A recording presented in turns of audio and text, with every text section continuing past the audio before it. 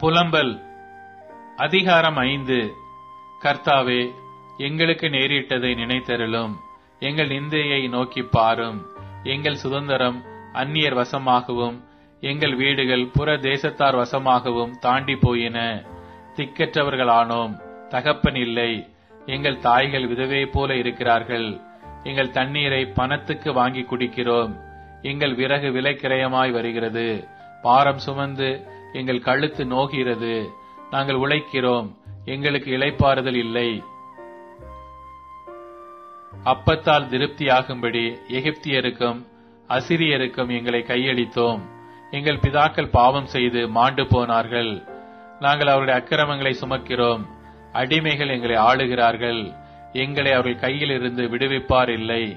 வனாந்தரத்தில் இருக்கிற பட்டயத்தினால் பிராண மோசத்துக்கு ஏதுவானவர்களாய் எங்கள் அப்பத்தை தேடுகிறோம். பஞ்சத்தின் கொடுமையினால் எங்கள் தோல் அடுப்பங்கரையை போல் கருத்து போயிற்று. சியோனில் இருந்த ஸ்திரீகளையும் யூதா பட்டணங்களில் இருந்த கன்னிகைகளையும் அவமானப்படுத்தினார்கள். பிரபுக்களுடைய கைகளை அவர்கள் கட்டி அவர்களை ஏற தூக்கினார்கள். முதியோரின் முகங்கள் மதிக்கப்படவில்லை. வாலிபரை ஏந்திரம் அரைக்க கொண்டு போனார்கள். இளைஞர் விறகு சுமந்து இடறி விழுகிறார்கள். முதியோர்கள் வாசல்களில் உட்காருகிறதும் வாலிபர் கிண்ணறங்களை வாசிக்கிறதும் நின்று போயின. எங்கள் இருதயத்தின் களி கூறுதல் ஒளிந்து போயிற்று. எங்கள் சந்தோஷம் துக்கமாய் மாறிற்று. எங்கள் தலையிலிருந்து கிரீடம் விழுந்தது. ஐயோ, நாங்கள் பாவம் செய்தோமே. அதனால் எங்கள் இருதயம் பலட்சியமாயிற்று. அதனால் எங்கள் கண்கள் இருண்டு போயின. பாழாய் கிடக்கிற சியோன் மலையின் மேல் நரிகள் ஓடித் திரிகிறது.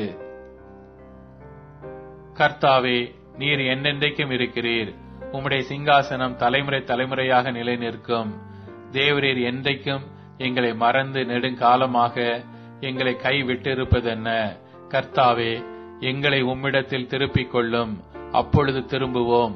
பூர்வ காலத்தில் இருந்தது போல எங்கள் நாட்களை புதியவைகளாக்கும். எங்களை முற்றிலும் வெறுத்து விடுவீரோ? எங்கள் பேரில் கடும் கோபமாயிருக்கிறீரே.